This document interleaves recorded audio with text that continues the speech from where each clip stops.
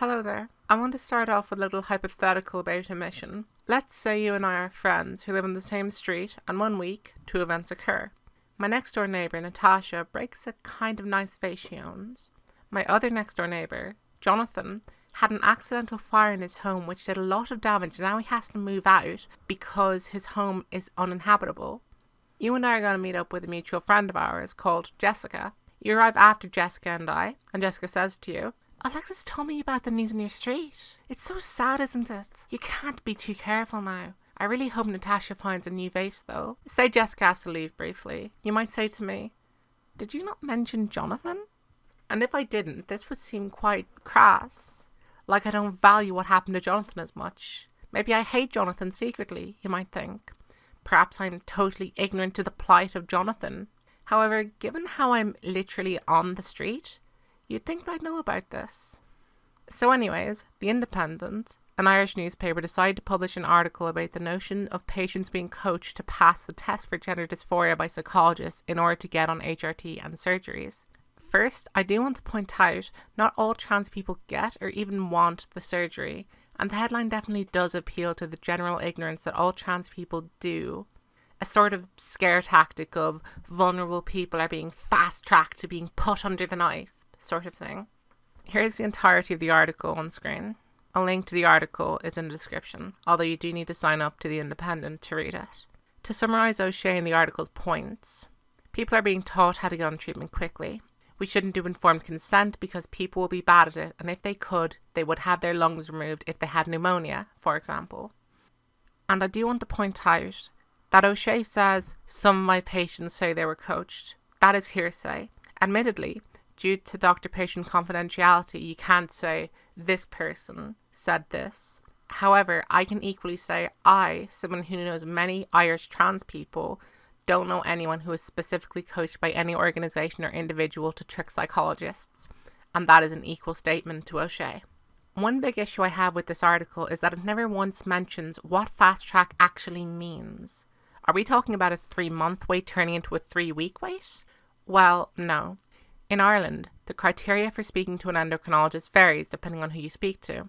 However, generally, you'll find that you'll need a diagnosis of gender dysphoria from at least one, sometimes two psychologists. Some endocrinologists require you to go to a specific psychologist or a psychologist with a degree of expertise within the field of gender incongruence. After you go to the psychs, you have them write up a report on you, and then you go onto the waiting list for the endocrinologist. And for many Dublin-based trans people, travel can be difficult. So if you want to see an endocrinologist in Dublin, you go to Dr. Donal O'Shea in Loughlinstown, whose waiting list is, reportedly, 3 years long. Now this notion of fast track now seems kind of laughable, to be 3 years of a fast track. If you have the ability to travel, whether by car or train, however, the shortest waiting lists in Ireland you're going to find are about a year long. And given that the usual argument for waiting lists is that they give people time to consider their options, the fact that the minimum waiting list is a year long kind of makes this idea of fast tracking a non-problem. Nobody in Ireland, unless they go private or abroad, gets treatment within the year.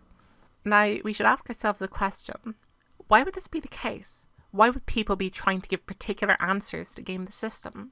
Quite simply, the Irish system is horrible if you don't meet very narrow, stereotypical ideals of transness. You need the story of crying yourself to sleep at night. You need to have had to have went to your mum's wardrobe and felt all the fabrics of her clothes when you were a little 7-year-old and loved it so much and wanted desperately to try them on, and then ran back to your room crying because you were a little 7-year-old and you loved it and you knew how much you were a girl all along. You hated football so much and never went near anything that could even be dreamed of to be associated with sport. Or alternatively, if you're a trans guy, you had to have cut your hair short when your mum wasn't looking. You had to be a total tomboy. And you had to have a literal allergic reaction to the colour pink. Now, when you're a kid, you don't have a lot of autonomy, obviously.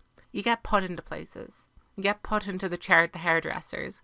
And your mum tells you what your hair is going to look like. 3 on the sides, 4 on the top. As my mum used to say.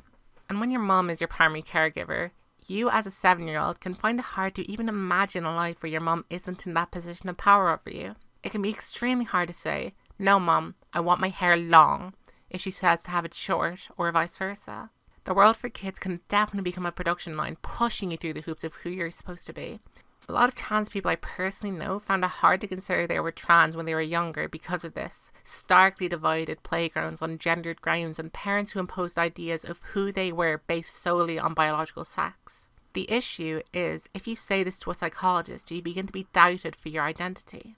Quote, he stresses the difference between a patient who tells you, from as long as I can remember, I've always wanted and always felt that I am in the wrong body, and a patient who says, I wasn't really sure about it until I was 14 or 15, and then I began to think about it, and initially I wondered if maybe I'm gay. This is a perfect example here. Now, if you have an identity that is on the very fringe of society, such as being genderqueer, you might not have words for it, or you might just assume it is so incredibly rare that you can't be a member of this group. Similar to rare diseases, you're much more likely to think you have the flu or whatever disease meets the criteria of your symptoms and is the most common for your area. Consider this for a moment. I think I'm different. I'm about 14 years old, and around now is when a lot of people are starting to realise their sexuality. Anywhere from 12 to 15 is the common age for people to start having a real sense of sexual attraction. Yes, totally. Some people might think they're gay. And we should consider some trans women are sexually attracted exclusively to men, and some trans men are sexually attracted exclusively to women. I know several people who fall into both of these camps. Before they realise their gender, they may have totally thought they were gay because sexuality happens at the same time. Life does not stop for you to think to yourself, I wonder what my identity is. They may just have considered their feelings of out-of-placeness as just internalised homophobia. It's a difficult thing to do, to grow up in any circumstance, and we all have different experiences. So the expectations of some psychologists for all trans people to have a narrow experience is just ridiculous. There's also this inclusion of the correlation between people with autism and people who question their gender identity and get referred to O'Shea. He correctly says that this correlation is unexplained. However, the decision to include it further pushes the idea of coddling and infantilizing trans people. This idea that autistic people can't possibly know what is good for them, that they need to be protected from themselves or evil people who are trying to coach them into being trans. I know many trans autistic people. I know many cis autistic people. I know many non-autistic trans people, myself included.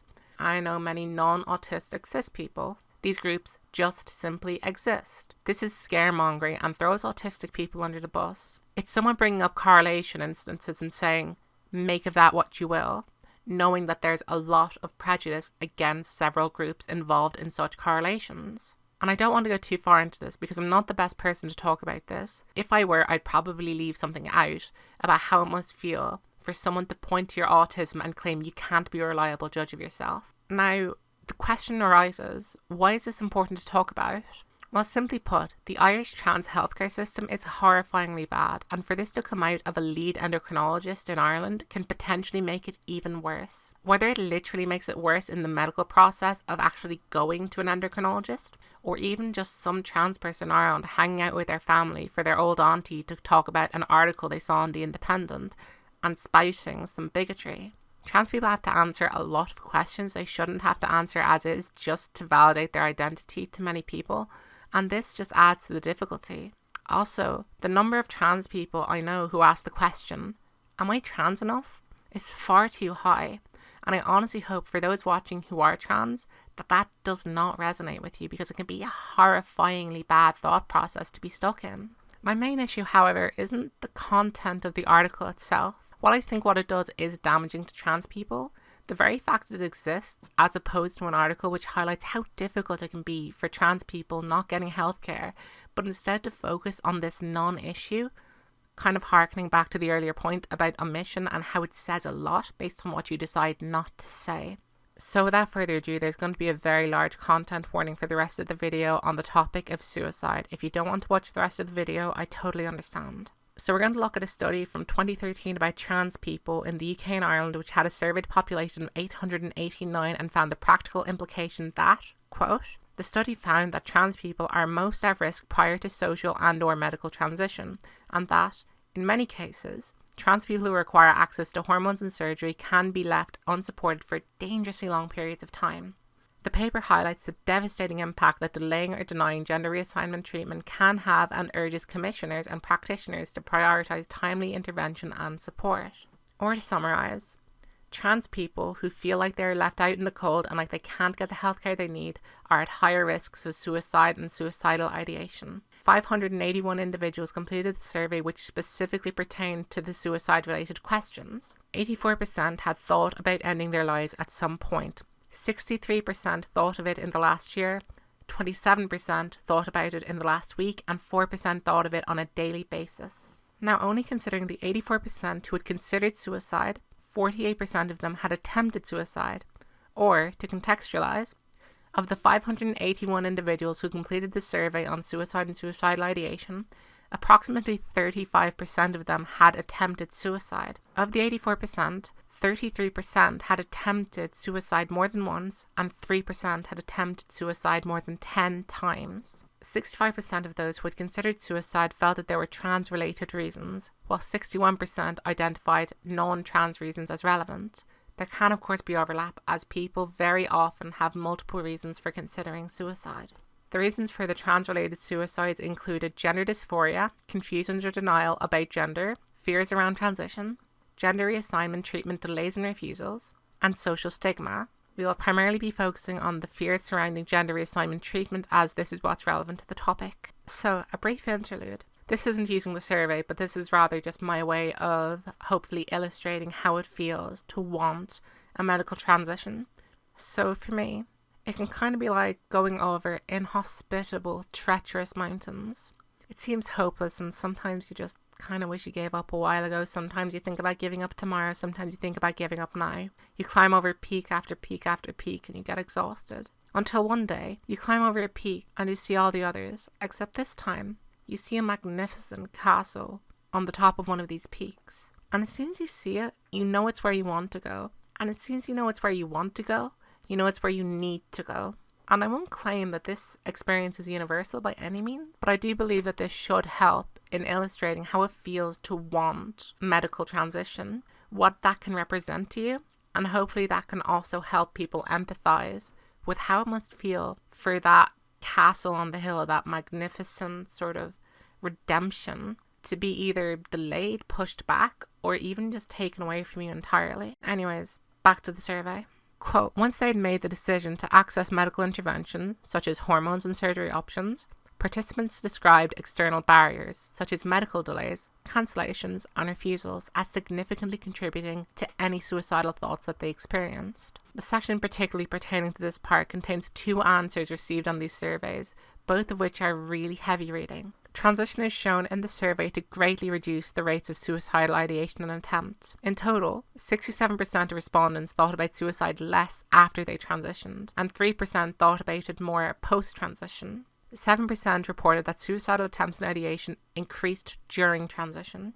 16% reported no difference during transition, and 7% were unsure. This was of a sample size of 301. This is a somewhat difficult thing to measure. As I earlier and the survey acknowledges, it's kind of hard to parse what is and isn't trans-related when it comes to general despair. Life happens all the time, and it's near impossible to match every single cause to every single effect. Transitioning and receiving the care you need is important. Several respondents did come back saying their life was harder. However, the reasons for this included a lack of familial support, a lamentably common thing for trans people, and stigma from society as reasons, not that they had transitioned at all. This study clearly outlines that access to good healthcare is required, and given Ireland's terrible system as is, to try and undermine Irish trans people, especially by someone in the healthcare system, and especially in a major Irish newspaper, can only be viewed as making terrible access to healthcare even worse. It sends more people into positions where they need to go private or go abroad, and many people simply can't afford to do that, leaving them either in horrible death or in horrible limbo, which proliferates the depressingly high rates of suicide within the community. To conclude, the representation of what it is to be trans in Ireland in the media is awful. The idea of people being coached to beat psychologists is a non-problem. The state of things needs to change. The Irish Healthcare Minister, Simon Harris, repeatedly said that he would meet with members of trans advocacy group, This Is Me, but he never does. This video is here to highlight all of this. that people die preventable deaths, and that the HSC most definitely is complicit and the media is doing nothing to help either. So this was thoroughly depressing. I want to make more videos in future, and hopefully they won't be so utterly saddening. I have links to a few of my socials in the description, and like and subscribe if you think I deserve it. Thanks for watching, and I'll talk to you later.